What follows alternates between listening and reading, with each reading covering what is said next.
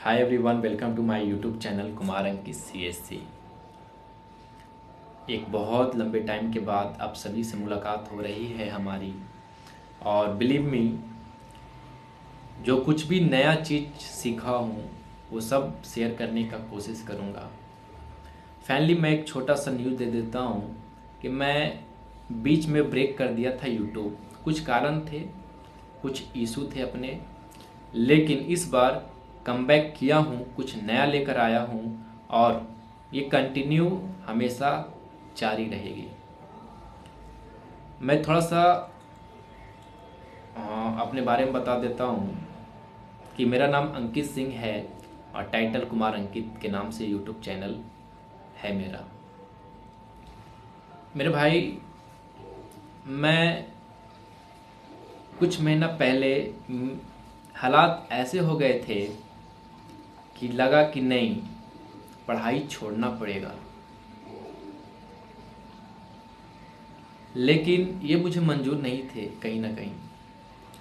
जब मैं पटना छोड़कर गया था, लगभग 10 से 11 महीने मैंने अपने गांव, अपने घर में दिया।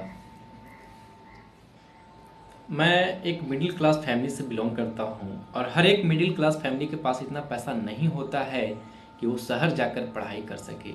इसलिए मैंने कुछ फैमिली इशू हो गए, इसलिए मैं घर चला गया था और मुझे घर पर बैठना पसंद नहीं था। इसलिए मैंने एक स्कूल में पढ़ाना शुरू किया। मुझे वहाँ पर 5,045 रुपये मिलते थे। उन्हीं पैसे से मैं अपना पढ़ाई कंटिन्यू रख पाया। उस समय मैं NCERT रीडिंग करता था, तो किताब खरीदने और थोड़ा सा क्लासेस, यूट्यूब वगैरह के लिए क्लासेस देखना, मोबाइल रिचार्ज, ये सब उन्हीं सब पैसों से करता था। थोड़े बहुत पैसे घर पर भी दे दिया करता था। तो मैंने लगभग 10 महीने उस स्कूल में दिए। उसके बाद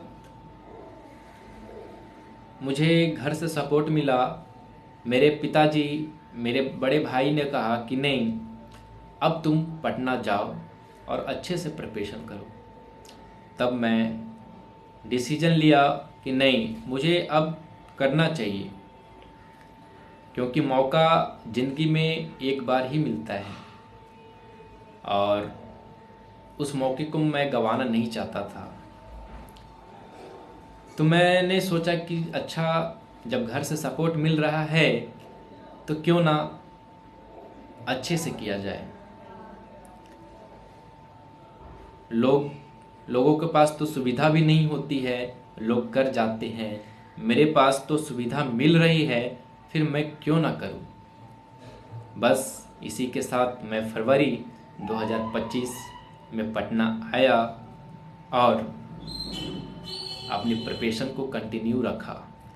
पटना आकर मैंने ऑफलाइन कोचिंग ज्वाइन की और कोचिंग में जो भी मेरे डाउट्स थे, जो भी मेरे प्रश्न थे UPSC को लेकर, इसके सिलेबस को लेकर, आंसर राइटिंग को लेकर, मैंने हर एक प्रश्न को वहाँ पर पूछा, वहाँ पर सामने रखा और हर एक प्रश्न का उत्तर मुझे वहाँ के टीचर के द्वारा मुझे मिला।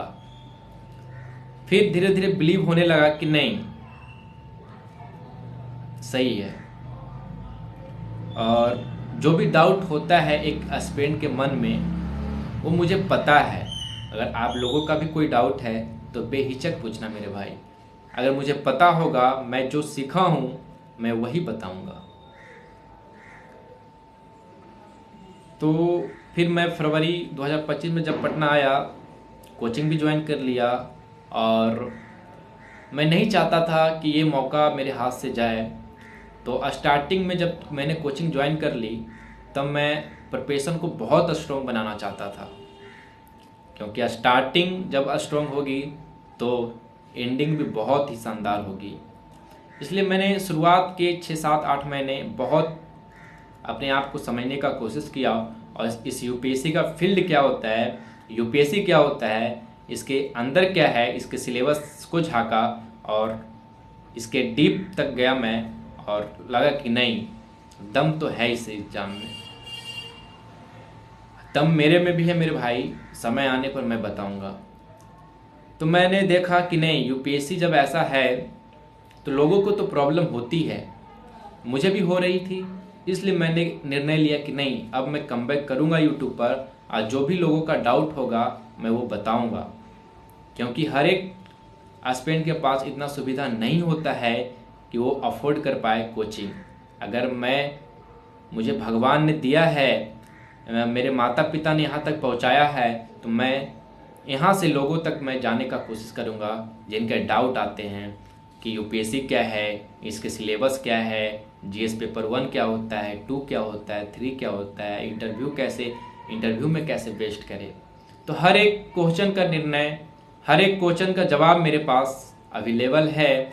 अगर नहीं भी होगा तो वहाँ के टीचर से मैं बात करके आपको बताने का प्रयास करूँगा। बिलीव में बस 6-7-8 महीने मैंने अपने आप को दिया, सीखा, समझा और अब आपके सामने प्रस्तुत किया हूँ, कमबैक किया हूँ उसी अंदाज, उसी जोश और उसी उत्साह के साथ। तो मैं कंटिन्यू मेरी वीडियो आती रहेगी ब्लॉग टाइप में, मोटिवेशन टाइप में।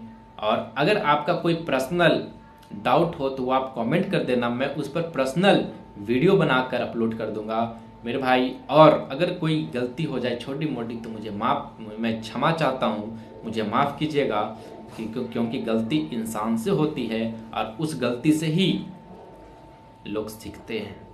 चलिए फिर मिलेंगे एक नए वीडियो के साथ, उसी जोश और उत्साह के साथ। तब तक के लिए जय हिंद, धन्यवाद। Thanks for watching.